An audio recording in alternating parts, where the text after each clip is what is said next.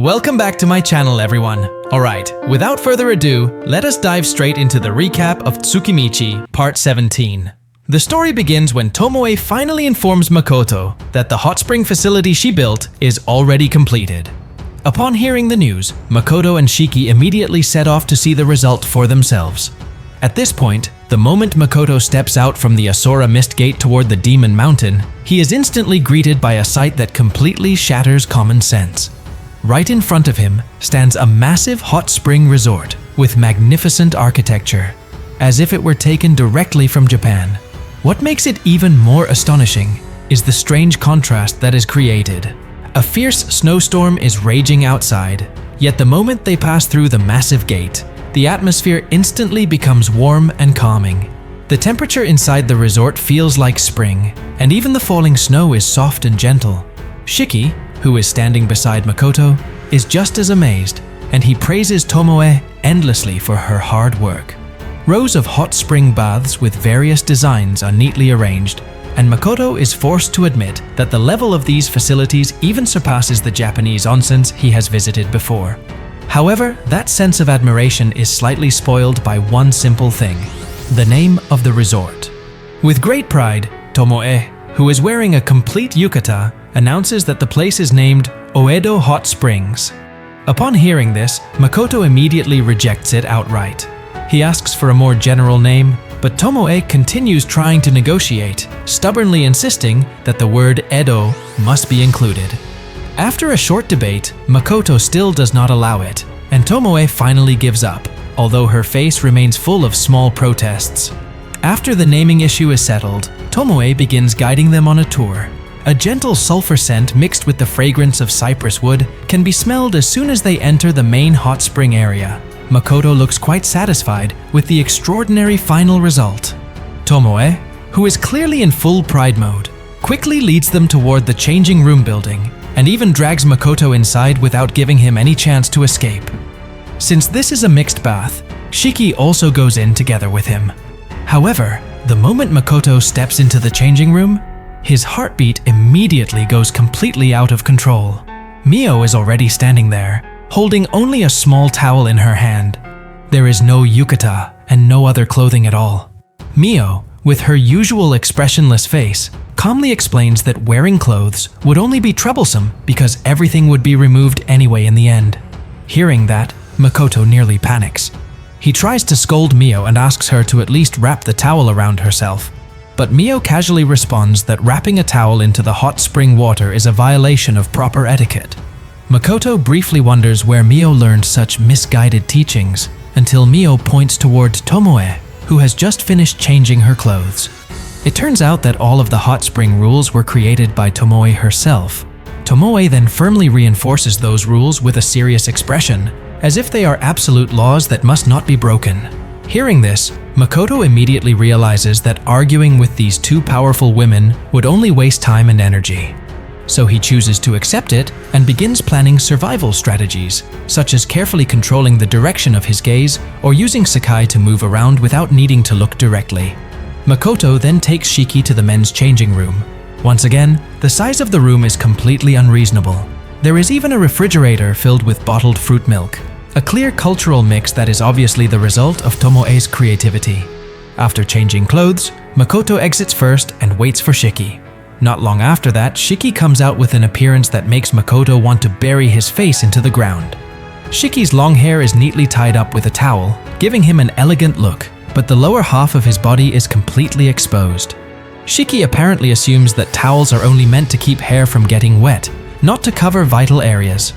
With his mental exhaustion already reaching its limit, Makoto orders him to grab another towel and wrap it around his waist. Although Shiki feels that it is unnecessary since they are all family, he still complies with the request. After the emotionally draining incident in the changing room, Makoto finally returns to the main bath. Feeling slightly awkward, he apologizes to Mio and Tomoe for being late. To shift the atmosphere, he immediately suggests trying the Hinoki cypress scented bath first. It does not take long before their first hot spring experience in another world begins. Shiki is the first person to surrender to the pleasure. He submerges his body up to his neck, letting the hot water melt away all of his fatigue. Makoto also greatly enjoys the water temperature, as it feels just right on his skin. Seeing Makoto praise the quality of the bath, Tomoe confidently explains the advantages of hinoki wood and how difficult it is to construct a bath like this. However, even though Makoto listens seriously, there is one thing that makes it difficult for him to fully enjoy the onsen.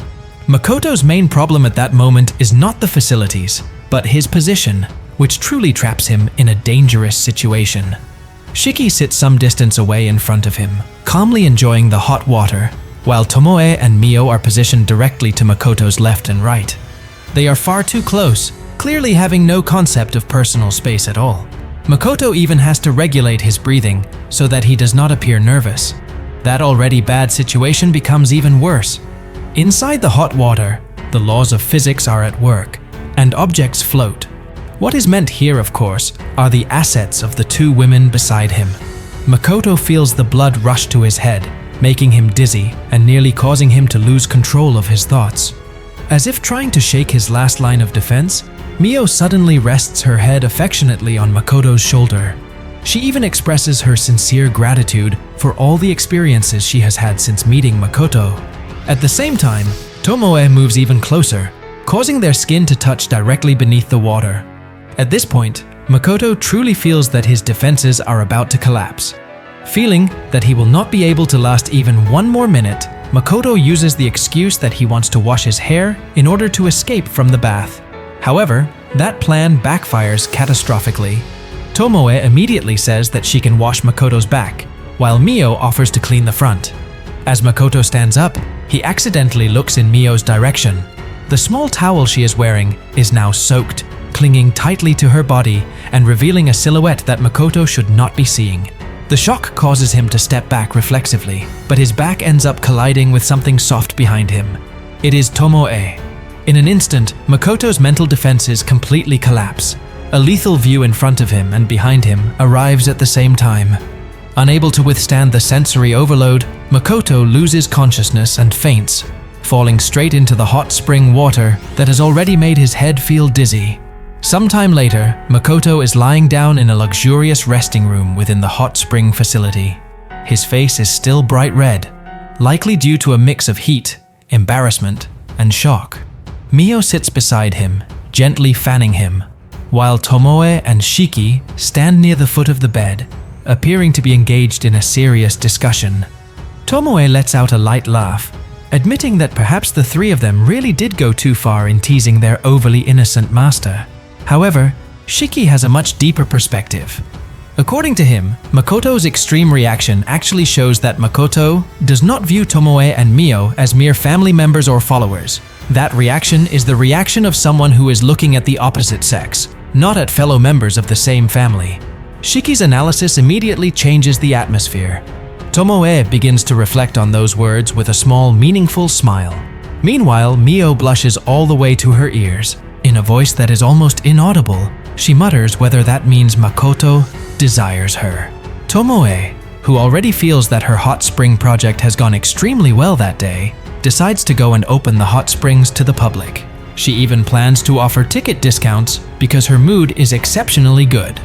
However, before leaving, Shiki reminds her about an important report regarding the books obtained from the Dragon Waterfall. Tomoe sets it aside for the time being, postponing it until after dinner so that the relaxed atmosphere of the day does not get ruined. Once Tomoe leaves, Mio and Shiki remain in the room, continuing to fan Makoto, who is still unconscious. The smiles on their faces that day are difficult to hide. That day is officially recorded as the grand opening day of the Asora Hot Springs. Several hours later, after having dinner together and returning to the main headquarters in Asora, the conversation turns very serious. A shocking fact is revealed regarding the ancient book that Makoto obtained from the superior dragon, Waterfall. Tomoe and Shiki finally confirm Makoto's suspicion that the ritual written in the book is not a return spell meant to send Makoto back to his original world. The spell is actually a summoning magic. All of the horrifying descriptions about thousands of sacrifices and complicated preparations are nothing more than camouflage. The ritual is a method to summon an entity from another dimension, one that might possess the ability to send the summoner to the desired world. In short, the spell is not a path home. It is more like calling an interdimensional taxi with no clear destination. Makoto immediately feels a sense of dread looming over him. However, despite the serious doubts, the decision is made. They will still carry out the ritual. The location of the ritual then becomes the next topic. Performing it in the outside world beyond Asora is far too dangerous, because it could attract the attention of the goddess. Therefore, Asora is chosen for the sake of safety. The greatest issue of the ritual, the human sacrifice, is set aside for the moment.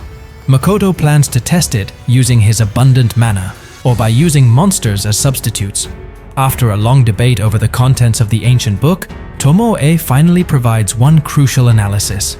Based on the structure of the spell she has examined, it is impossible for the entity summoned through this ritual to possess power that surpasses the goddess. This world has natural limitations. Being stronger than the goddess cannot simply enter it. Upon hearing that explanation, Makoto feels slightly relieved. At the very least, he will not suddenly be forced to confront a foreign god who is even stronger than the goddess herself. With the basic plan established, tasks are assigned. Mio is instructed to guard the city together with Serwale to ensure security. Meanwhile, Tomoe insists on accompanying Makoto directly to the ritual site. She wants to make sure that no problems occur. Several days later, at the ritual site far from any settlement, Makoto is left completely speechless. Shiki, with his frighteningly efficient work ability, has already prepared everything. In the middle of the quiet grasslands of Asora, a gigantic gate stands, as tall as a two-story building. Its material looks like assembled bones, with an expressionless face carved at the very top. The atmosphere is dark and hostile, to the point that the structure is more fittingly called a gate of hell, rather than a summoning device. As the ritual begins and magical energy flows into it, the expressionless face suddenly moves. Its carved eyes look at them with a cold awareness, and then it begins to speak. The entity introduces itself as Samal. Makoto tries to begin the conversation politely, introducing the purpose behind summoning Samal. However, Samal immediately cuts him off arrogantly and demands the payment for the ritual, 1,000 human lives as sacrifices. To him, that is the basic contract of summoning magic. Makoto attempts to negotiate. He offers his abundant mana as a substitute, explaining that their reason for summoning Samal is only to ask questions and negotiate, not to form a sacrificial contract. However, Samal responds to the proposal with mocking laughter. He belittles Makoto as a fool who does not understand the fundamentals of magic. Samal asserts that no form of energy can replace the value of a life. The souls of living beings are the primary fuel required to open paths between worlds. Since Makoto does not provide sacrifices, Samal decides to take thousands of lives from the living beings around the ritual site instead. The killing intent released by Samal drastically changes the atmosphere, and Makoto, who has been restraining himself from the beginning, starts to lose his patience. The situation becomes even more tense when Samal suddenly asks an unexpected question, whether Makoto has ever met him before. Samal stares deeply at Makoto, trying to recall where he has felt a similar aura. Eventually, Samal remembers. He is the entity who was once hired by the goddess in the past to discard Makoto's parents from their original world. As soon as that memory surfaces, Samal's tone becomes filled with hatred. He viciously insults Makoto's parents, calling them trash, failed farmers, and foolish humans who dared to oppose the goddess. He even mocks Makoto, calling him nothing more than a pawn who was born and raised to be sacrificed, and he ridicules Makoto's desire to reunite with his parents as foolish and pathetic. At that very moment, Makoto's emotions shatter. His killing intent erupts, not as a loud outburst of rage, but as a silent, cold, and lethal wrath.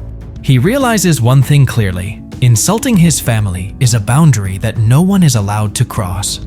Samal has just deliberately trampled over that boundary. Makoto no longer cares about the ritual, information about traveling between worlds, or any form of negotiation. In his eyes, Samal is no longer a god or an ancient entity. He is merely an object that must be destroyed. With a cold, emotionless voice, Makoto orders Tomoe to reinforce the barrier so that Samal cannot escape anywhere. Tomoe is briefly shocked by the command, as Makoto's tone is completely different from usual, but she still obeys. Shiki is also ordered to prepare for an attack, even though he himself is horrified by the drastic change in his master. For the first time, both Shiki and Tomoe feel Makoto's intent to kill. Samal only laughs. He does not regard Makoto as a threat, even after that killing intent is released. So, that is the recap of Part 17 from Tsukimichi.